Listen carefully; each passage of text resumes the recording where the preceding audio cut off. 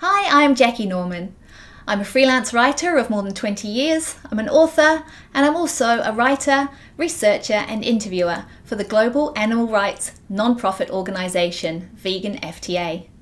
Before that, however, in a previous life, I also spent 18 years working on beef and predominantly dairy farms around New Zealand. It's kind of nerve-wracking coming up here today and speaking so publicly, but I'm hoping that by me speaking about my experiences and my years of knowledge, it will hopefully provide some insight and bridge a bit of a gap between vegans and farmers, in the hope that by understanding the farming mind and psyche, we can all become better advocates and liberate the animals sooner by working together rather than against each other so forcefully. It's important to remember that just as much as we would like to, the majority of us vegans have not lived our entire lives as vegans. Most farmers, if not all farmers, were not born farming, and we've all found our way into the industry in some way or another, and I was no different. In my case, I was growing up, I was 19 years old, and I was in a little village in Hampshire in the UK when I pulled a really classy move and ran off with the Kiwi barman from my local pub. I arrived in New Zealand, didn't know another soul in the world over there, and he was from a farming family, and so milking cows and that kind of thing was the only job that he'd ever known, and so I kind of went along with it and found myself living on my first clean green New Zealand dairy farm. And at the time, it was June when I arrived there, and it was very quiet on the farm. Everyone was really relaxed, and I spent my days getting to grips riding the motorbike, and there were cows grazing peacefully in the hills. And I thought, this is great. This is like old MacDonald. I got myself a new pair of gumboots, and the views were beautiful. The New Zealand countryside was wonderful. All those things that you read about, and that you see. And I thought, this is great. There is nothing more wholesome than this. And like I said, I was 19 at the time, and everybody else that I knew, that I'd met in New Zealand, was also farming, or all of us youngsters. It was a very desirable thing to do because it was very secure. The money was good, and you had that security. You could spend years climbing that farming ladder, and if you worked hard enough, then one of these days, us lowly little milkers would one day have farms of our own, and that was everybody's goal, pretty much everybody that I knew. And then July came, and with July came our first, my first calving season. And it was spring, pretty much midwinter when the cows started calving. And then things changed. I didn't have a work permit, and so all of a sudden I wasn't part of the goings on with the guys that were around me. I was on my own a lot. There were some things that were exciting. I got to go out at midnight and again at 3 o'clock in the morning to check the cows to see if any of them were calving. And for me that was really, really exciting because, I got to witness the miracle of birth, and I'd be there with my little torch, and it was just wonderful seeing these beautiful babies being born and their mums washing them, and then I'd go back home to bed for a little while with the guys and feel really lucky to have witnessed that whole thing. But other things started changing around the house. My boss changed a lot. He became a permanently angry person. I would be trying to keep house, and he would come in from the farm and just literally start throwing furniture around the place. And I was terrified. Got to remember, I wasn't out of my teens yet. I was really scared. So I think, just kind of kept mum really and tried to mind my P's and Q's. So at the majority of the time I stayed at home. My first real experience with calves, however, came one afternoon when I was bored, as often happened at that time because everyone was always on the farm, and I walked down to meet the guys at the end of milking in the hope that I could get a ride home on the motorbike. And sitting in the middle of the concrete cow yard was this tiny, tiny little Jersey caramel coloured calf, tiniest thing you've ever seen. And it was the farm owner's job. He was feeding the calves back then. And I said to him, "Oh, can I feed this one, please? I'd never done anything like this before." And he said, "That one? Nah, I'm not going to worry about that one. I'll just knock it on the head after milking." I said, "Knock it on the head? What do you mean knock knock it on the head. He said, oh, it's not worth anything. Look at it, it's so small. I said, you can't do that. I was absolutely mortified. This creature was so tiny, so perfect and so beautiful. There was nothing wrong with it. So I said, please, can I buy her from you? Like anything, please. And he goes, oh, God, all right, whatever, no, I mean, let's face it, he was going to knock it on the head, but he still charged me $30 for this calf. Anyway, I willingly handed over $30 and I brought her home. And you got to remember, I didn't know anybody. So this calf became my friend. It was much like a dog, as we all know, calves are just bovine puppies. And she and I became inseparable. I called her Suki. And I taught her to feed. I mixed up milk powder for her every day, and I taught her to feed out of a bucket. And we'd sit in the sunshine together, and she'd be sitting down, and I'd be reading magazines or a book leaning up against her, and I'd brush her. And anyway, about 8 weeks later, the farmer, the owner who had sold it to me, looked down from his spot on the top of the hill and said, "My God, look at that calf. She's beautiful." I said, I know. I was really proud, and she was my everything. And he said, I'll buy her back. I'll give you $80 for her. I said, I'm not selling her for anything. And so I never did. And she actually went to live at my partner's parents' farm, and she lived there until she was 10 years old. And she died of natural causes, but there was no way I was letting him have her back. As the season went on, I learned how to milk cows myself, which I was kind of proud of. It wasn't something that anyone that I knew in the UK knew how to do. And by the end of the first year on the farm, I'd learnt enough so that my partner and I could move on to another farm, and this time I would be one half of that partnership, another step up the farming ladder, if you like. And this time I learnt a lot more. It was my job to feed and raise the calves single-handedly, and I also learnt how to milk 220 cows by myself. Where do you start? This is where it gets tricky, trying to explain all this stuff. So you've got the calves that you keep. These are calves which are the right breed. They're calves which are the right sex. So the calves who have got, the right breeding, the right sires, and female calves get kept the majority of the time, unless they're the wrong breed, but we won't go into that. You got your calves that you keep, and they are the ones, my calfie kindergarten, I got to look after them, to raise them big and strong. And then you had the bobby calves, and I'd seen the bobby calves.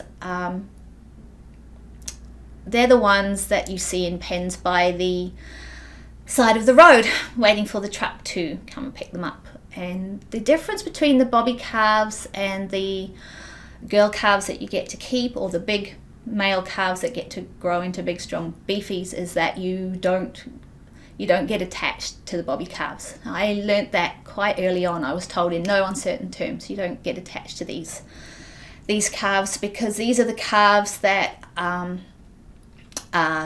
they don't get to live. And so I go into the shed every day, twice a day, and I never had them in my care for more than 2 or 3 days. Because they would get slaughtered at 4 days old. And I'm going to be honest here, because one of the things that happens a lot, they're supposed to be 4 days old when they go on that truck, but a lot of the time they're not. If they're big enough and if they've had a feed, sometimes they're only 1 day old. I've known 1 day old calves be put on the truck. 2 day old, 4... How are you supposed to tell, right? If a calf is 1 day old or 4 day old. But anyway, when I went to feed the bobbies, I would go and feed them the same. I would do my best not to look at them. They're just as beautiful as all the other calves, just as beautiful, some even more beautiful, and so tiny and so innocent. And I would just try not to look at them and try not to connect or bond or get attached with them too much, because I knew that I couldn't, because they would get put on the truck. And I remember seeing the twice a week, I would be up at my house trying to have breakfast, and I would see the truck come along the road, and the calves would get taken out of the pen and they'd get thrown in. And they did get thrown in. They're not supposed to. They're supposed to get put in the truck. But they didn't. I mean, these truck drivers, they have to lift hundreds and hundreds of calves on any one round. And so, you know, they're over it. By the time they get to you, they're over it, and they just hoof them in the back of the truck. And that was something I never, ever got used to. And as time went on, it just got harder. But, you know, I was told that's the way it was. And after a while, you come to believe that, you know. It's sad, it sucks, but that's the way it is. There are a few other things that I didn't understand. You know, I make new connections all the time, years down the track. You know, it's a well-known thing that anyone who's vegan knows that baby calves cry for their mothers, and mothers cry for their babies, and they will cry for days and days and days. They'll bellow, and they do that. With the calves, though, didn't make that connection. I know. But didn't make that connection. You got to remember, I was taught by men as well. And at that stage, I wasn't a mother either. And so I was taught that if the calves cried, it was because they were hungry. And so it was like, oh, well, I can fix that easy, you know. I just go and feed them, and then they'll be quiet. And, you know, often that was the case, because they were certainly much happier when they had full bellies. And so, but yeah, we didn't make that connection. Another thing that I really hated was taking the calves away from their mothers. That was another thing I never ever got used to. You know, the cows were always very distressed. It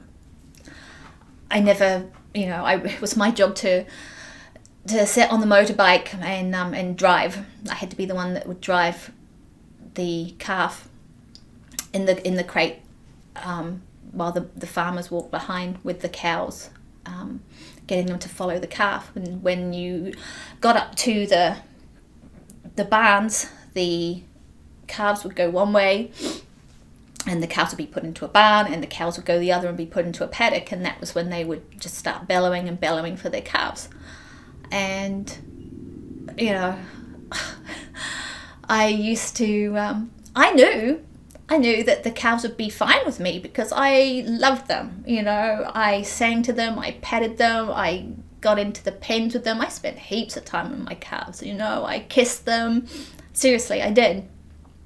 And so, you know, I was sort of saying, it's okay, mums, I'm going to look after your babies. And yeah, they were warm, they were dry, they were fed, and they got lots of kisses and lots of cuddles, but I didn't still make that connection that, you know, they were all going to the same fate as their mothers. Or, you know, there's no happy ending with dairying. There's no happy ending. Incidentally, I should probably bring up here that I was vegetarian pretty much the whole time I was farming. I made the connections early on. We used to have this steer. All my cows and calves had names. And the very first farm that I went on, there was a steer, this beautiful black Angus steer. And I called him Randall. I don't know why. He just looked like a Randall. Anyway, and we'd go and see him up the back of the farm, and he was up in the bush. And anyway, one day the boss said, oh, it's time for the steer to go in the freezer. And I said, what, Randall? And they said, Randall? Who's Randall? Anyway, yeah, there was Randall. And after that, I couldn't eat anybody that I knew. And so I'd made that connection that, you know, beef and meat results in death. But despite the bobbies and everything else, I didn't make the connection of dairy and death. Now you're probably watching this thinking, are you mental? Like, how can you not make that connection? Conditioning and years and everybody around me saying, this is how it is, this is how it is. And after a while, you might not like it, but you come to think that it's okay. But, as I said, I never thought that slaughtering 4 days old calves was okay. And I couldn't understand why we needed to take calves from their mothers. It seemed strange to me. Like, why was I giving them food from a plastic teat? The same stuff. But we were taking it from their mothers. But, of course, as I learned as the years went on, it all comes down to money. There are things which I'm haunted about to this day. I have flashbacks a lot. The worst thing that I ever remember, and I don't know, I think this is banned now. I think it's largely illegal. I know most vets refuse to do it, and with good reason. But anybody who's vegan and who understands, the slight bit of what happens in the farming industry knows that a cow's reproductive system is not her own. The worst practice that I ever saw was inducing, which, just like humans, means inducing cows to give birth early. And the reason for this is because if they take too long to calve, they're too late, well then the farmer doesn't get enough milk out of the cow as he possibly could, which is dreadfully inconvenient. So, and so that's what happens. You get a whole bunch of cows, they are injected. There's usually a course of 3 injections. And eventually they all start to give birth. And depending on how far along that pregnancy is, as to the likelihood of the calf surviving. Sometimes, very, very rarely they survive, but most of the time, if you were lucky, and this sounds awful, but believe me, if you were lucky, they were born dead. If they weren't, it was the farm worker's job to go and knock these premature calves on the head, put them out of their misery. It was hideous, absolutely hideous, and it was always the farm workers that had to do that stuff. It wasn't the farm owners. It's always the farm workers that get those jobs. And yeah, I remember one year in particular, there was 22,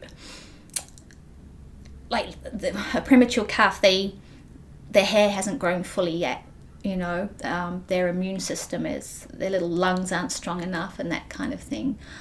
And you can see the mothers, they give birth to these calves and they wash them just like all the others, and they know something's wrong and they don't know what, and they're just desperately trying to coax their babies to stand up, and the babies are too weak, and there's just not a chance. It's not a chance. It's just the most hideous inhumanity I've ever seen.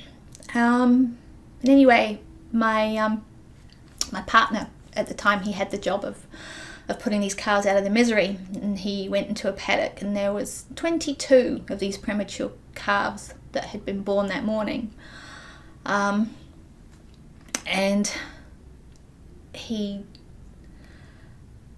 it's the closest I've ever seen him to being absolutely broken, I think.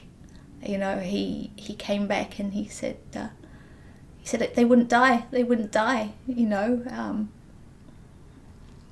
because he had to hit them over the head. And he was just, pretty much in tears, just saying they wouldn't die. And he said, I'm never, ever doing that again. But you do, because every year there's different farms and different bosses, and you do what the boss gets you to do. And there are a lot of things that, as the years went on, I cried so many times. I cried over the bobbies every single time the truck came. I cried every time I had to put a dead calf on the back of the motorbike and take it down for picking up. I cried. I felt sorry for the cows. I thought many times that the life of a dairy cow is just so wretched, so wretched. Most of the time their tails are docked, so when it's the height of summer, they've got these beautiful long swishy tails, but we can't have those because, well, they get dirty, so you can't have a tail to swish the flies off with because, you might hit the farmer in the face when you're trying to milk them, or, they might get dirty, and that wouldn't be very good, would it? So you'd see these little wee stumps, and, they have to walk for miles every day, twice a day. There were a lot of things that I didn't like, but every single time I tried to speak out, I just got told tough. That's how it is. And there were some things like, you never knew what happened in calving season. It was so intense, and we would spend a lot of our time, the cows would be down. They would have things like calcium deficiency, magnesium deficiency, and so, you're running on adrenaline the whole time. And that would be one of the things I used to have to do. I got pretty good with a flutter valve and a needle, and you'd have these calcium, there'd be a cow, you'd go and milk the cows in the morning, and you'd have a cow that couldn't get up because she was lacking in calcium, so I'd get great at putting these needles in, and then she'd get up again, and I'd be like, yay, save the cow. But, on the one hand, you're saving these animals, but you're putting them in this situation in the first place by putting them through this huge, stressful environment and constantly just revving these animals, They're like machines just revving at full noise. It's only when you step away from these things that you can actually really, really see things for what they are. As I said, I tried everything to get out over the years. I had many schemes. I tried to buy boarding kennels because I was an animal lover. I wanted to buy boarding kennels. There were always some things that I wanted to do, some new venture, anything to get us out, so that I didn't have to do that anymore, so that I didn't have to go through another bobby calf season, another calving.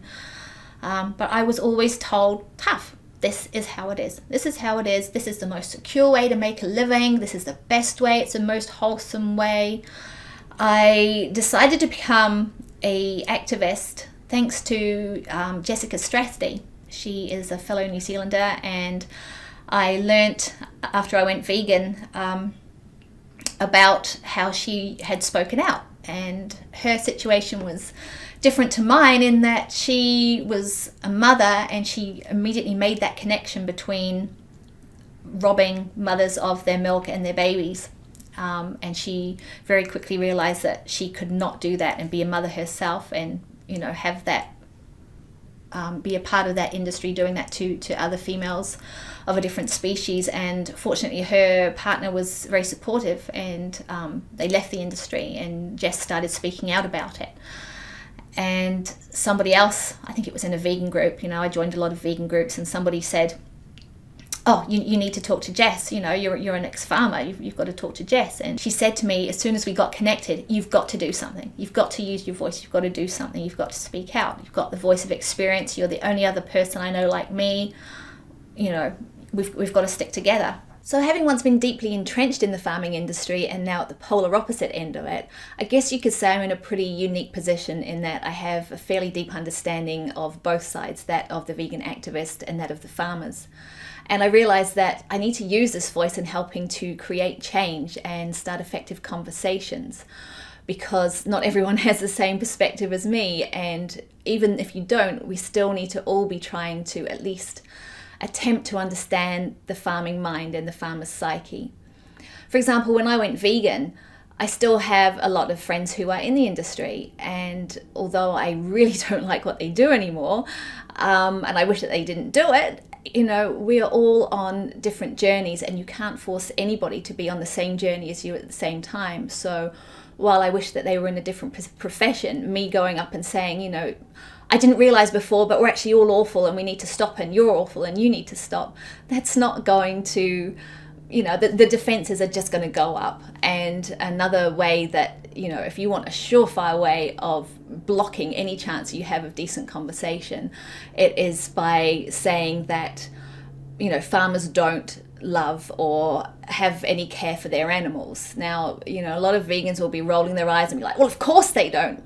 I'm living proof that farmers do love their animals. When I was milking them and singing away and thinking that this was such a wonderful, wholesome thing to be doing, I did not realize that I was stealing from them, that I was stealing milk that was meant for their babies. And, you know, you just don't get that connection of how inherently cruel and how wrong it all is. Another example I can think of is a friend who recently, she did a post on Facebook, she's still farming, and she was talking about how she just had to send 2 of her favorite old cows to the works, and that she was crying and that she was sort of embarrassed, you know, saying, oh, farming sucks, I wish it didn't have to be that way, you know, I didn't want the truck driver to see me crying. And so again, that care is there, you know, there's some little trigger in your brain, even though you're really deeply entrenched like this lady is, that there is something quite wrong and very sad, but you just don't make that connection. You don't think past, you know, put them in the yard, truck comes and picks them up, end of story. You don't think about where they're going. The works, which is the slaughterhouse, when farmers refer to the works, it's just a word, you know, it's an expression. And you just don't think about it. I didn't know really what happened at a slaughterhouse until fairly recently. It was something I guess I didn't want to see, like a lot of people, you know, and I figured, well, I'm already vegan, I don't need to see that stuff. And I was actually writing an article about a girl who went vegan after she witnessed what happened in a slaughterhouse for a school project. And I saw one of the less graphic images that she took, and I couldn't speak for 3 days. I literally could not function for 3 days, and that image just haunts me. It was a halal slaughterhouse, so the cows their throats are slit, and it, you know, it stops me from sleeping, actually, to be quite frank. And I don't know if that image will ever leave me. And that's just one. I didn't see the process. I didn't set foot inside. It's like Paul McCartney said, you know, if slaughterhouses had glass walls, nobody would be doing this. And I think all the farmers that, you know, send Doris and Mabel and all their old girls off in the truck and give them a pat and say, oh, you know, you're a good girl, you did well.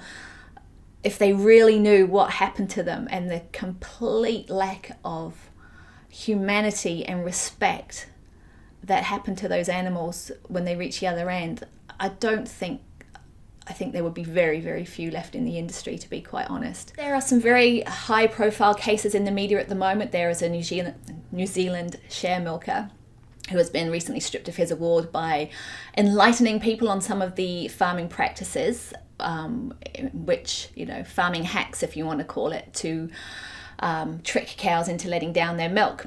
And I can vouch, you know, I know that does happen, and there are also other practices that achieve the same goal, which I won't talk about.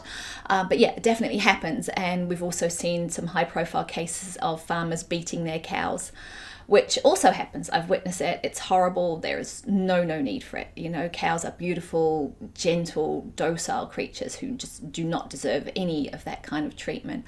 But you've got to remember that these are high profile cases and they need to be out there.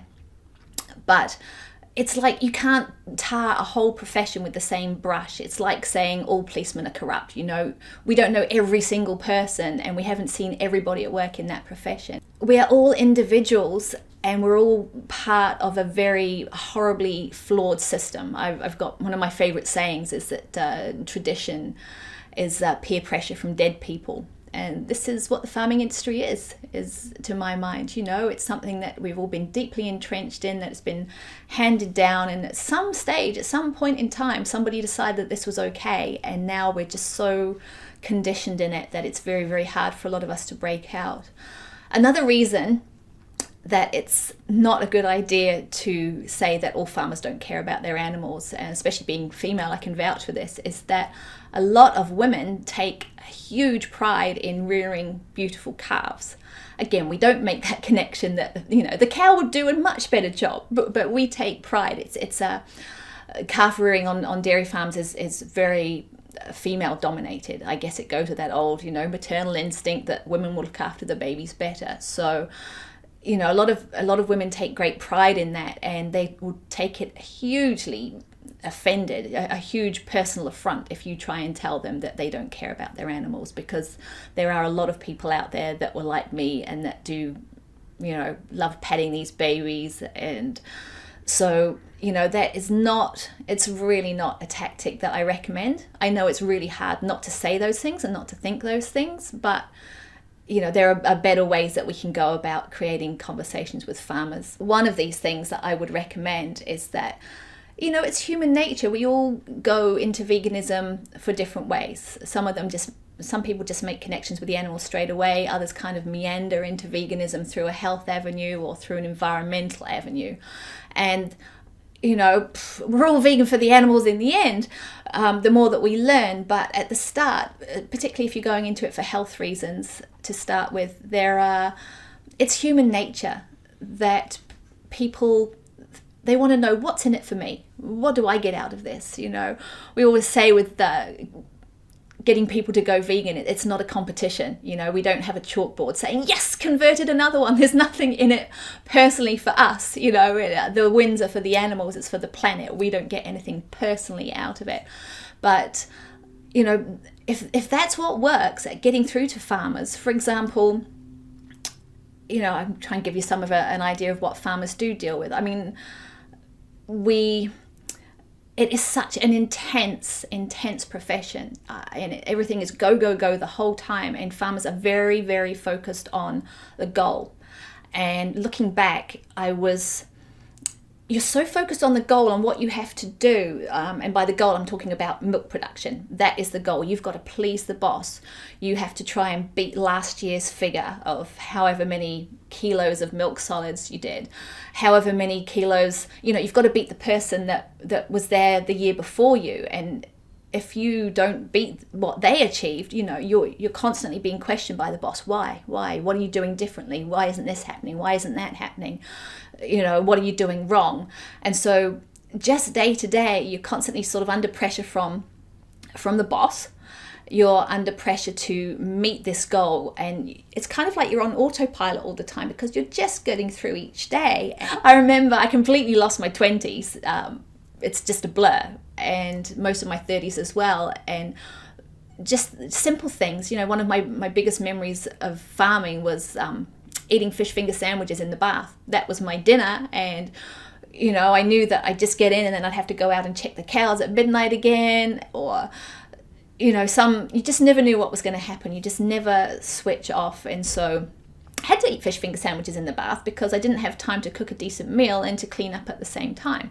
So this is what farmers, the pressure is constant, and you don't only get the pressure from your boss and the invisible people that were on the farm before you, because farming jobs change from year to year a lot of the time. It's also the peers, other farmers, because you don't really see anybody else. You only see people in your profession. And I remember going to discussion groups once a month, and you'd take it in turns, and other farmers would go to somebody else's farm, and it's all comparison. It's all very competitive.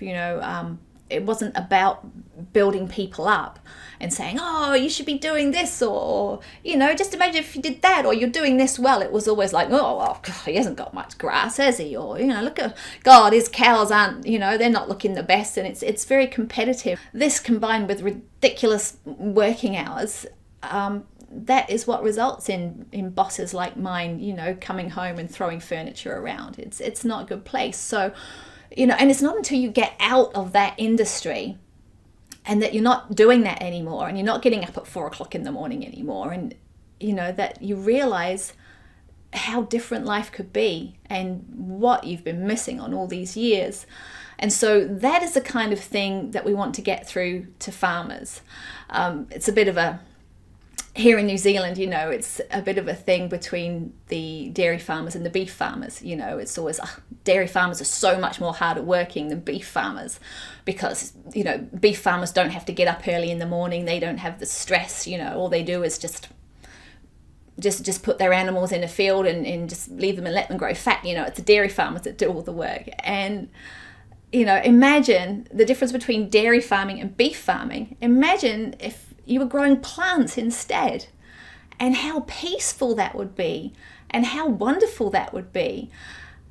Just not to have that stress anymore. I remember years ago, a farmer friend of ours, a group of us all went to the beach one summer, and I was out of the industry by then. But everybody was surfing in the water, and there was him and his eldest daughter, and they were having a great time in the water. They were surfing together, and so the rest of us came up and just chilled on the sand. And he came up about an hour later, and he said, "That was brilliant." He said, "I think that's the most time I've ever spent with my daughter one-on-one like that."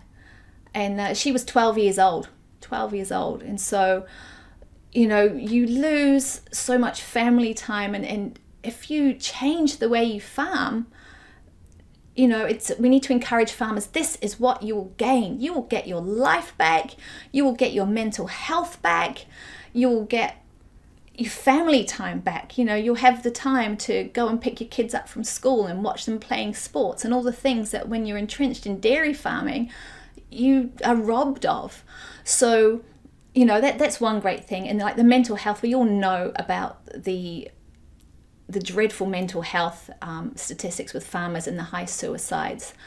And this is something that doesn't need to happen if we just remove that stress. And it also doesn't help with having people like the vegan community saying they are evil, they are psychos, they are bad people, their industry is dying, and the media also painting all farmers to be these horrendous evil people. That doesn't help. So we need to start using a bit more compassion as well, and just helping farmers ease into a different kind of farming. We need to make them see how important they still are, because for generations they've had this vision that they are essential, they are the backbone of our nations, of our countries, and that they are doing a really, really important job in feeding us.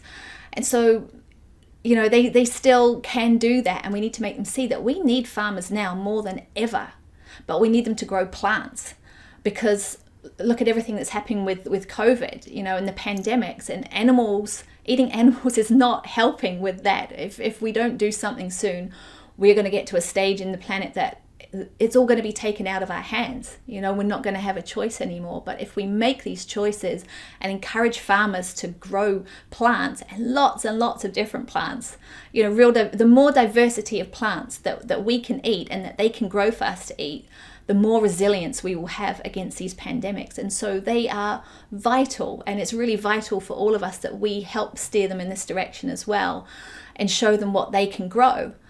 And so I think that's one of the stumbling blocks that we also have as vegan activists, is that we tell farmers that you need to stop what you're doing, it's bad, it's evil, it's bad person, it's cruel, and you've got to stop right now. But then when they say, well, what do you want me to do? We don't have the solutions, because we don't know their land or their soil or what they can grow. So for us to have decent conversations with them and help that little flicker go on in their head of what else they could be doing, we need to educate ourselves better as well. There are farming conferences all the time. There are farming events where there are people out there who are trying to educate farmers into different things that they can grow now. And, we as vegans should be attending those as well, because by us becoming educated and knowing, our own farming area and what can be grown, we can help farmers as well. So rather than say,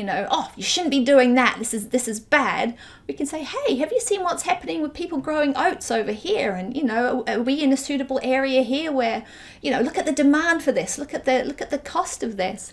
Because that's another thing that people don't realize as well. People think that farmers are raking money in, that they're all sitting on this gold mine. Every farmer I've ever known is in debt, big debt. I've known farmers who are $4 million in debt to the bank before they've even been 40, So that is a kind of way that we can get through to them, is that, there is a huge demand for oats or for hemp or for pea protein, and really learn about the land in our area so that we can talk to farmers in our areas and say, well, look, yeah, this would be the perfect land for this. And, why don't you have a look into it and just see for yourself how much demand there is. And this is the way of the future. And you can be a part of that, get them excited about thinking about what their land can do, what their soil can do. And, there are people out there doing wonderful things. There are organisations such as Kiss the Ground, which is great to look into. They are, helping farmers transition and showing what can be done. Show them success stories of farmers who have successfully transitioned and the difference in the life that they're having now. And, the stress and the fact that, you can make ends meet and actually do quite well by growing peas instead of cows. Encourage your government to put their money towards helping create change rather than creating one problem after the next. I was absolutely gobsmacked to hear that in New Zealand, the government pays farmers, I think it's $40 million a year of taxpayers' money for them not to pollute Lake Taupo. That's huge money, huge money. Imagine what better use that could be put to in feeding us in a way that is healthy and sustainable rather than just dragging everything down and having this inherent cruelty. So, get in touch with the government and encourage them to use these subsidies in different ways to help and create change and not just creating one problem after the next. Also, do your research with media. I've mentioned that there's a couple of high-profile stories at the moment, and I think we all know as vegans that when we read the news, for every positive story we see that makes us go, yay, vegans are, we're winning, we're taking over the world, this is happening. The next day there is another negative one saying, oh, vegan children are malnourished and all of this kind of stuff. So you've got to take it with a pinch of salt, and you can't take everything at face value. Do your work and educate yourself, because farmers can't do it all on their own. They're already under enough pressure. They really need our help. And so I hope that some of these tips are helpful. Remember, a lot of the media hype as well is creating this war between vegans and activists. We're like this, and it doesn't have to be that.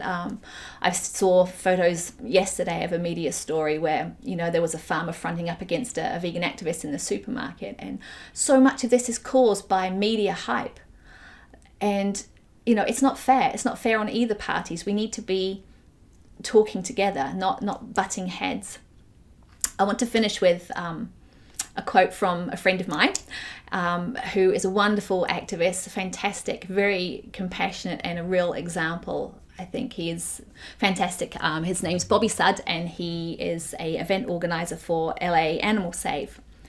And he wrote these words to me yesterday, and it was perfect timing because I really want to share what he has to say. He says, "We must have compassion and understanding for all. I think we need to be mindful and remember the shifting consciousness that occurred in all of us when we first became vegans. It was an awakening, one which allowed our compassion and love to grow beyond what we had known before. It's not that we didn't love animals before we were vegan. We just lacked the awareness and understanding necessary for greater love.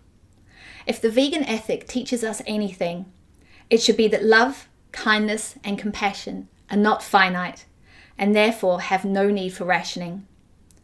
The self-righteousness usually comes from the recently converted. It only hurts us because it comes from a place of hate, not love. We cannot hate our way into any solution." I hope my ramble, my emotions, my memories, and hopefully some of my solutions provide a little food for thought and you find helpful. And thank you so much for listening.